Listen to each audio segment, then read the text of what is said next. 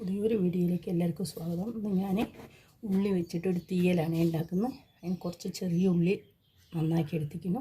ഇനി അതൊന്ന് അരിഞ്ഞ് നീളത്തിൽ ഒന്ന് കീറിയെടുക്കണം. പിന്നെ കുറച്ച് നാളികേരം, ഒരു 4-5 കാശ്മീരി, ഒരു 4-5 നമ്മളെ സാദാ വറ്റൽമുളക്, പിന്നെ കുറച്ച് കരിവേപ്പില, കുറച്ച് ഉലുവ. ഇനി ഇതൊന്ന് ഞാൻ ആദ്യം വറുത്തെടുക്കുന്നുണ്ട്. ഉള്ളി ഒന്ന് ചെറുതാക്കി എടുക്കട്ടെ. നാളികേരം വറുക്കാട്ടിക്കിനെ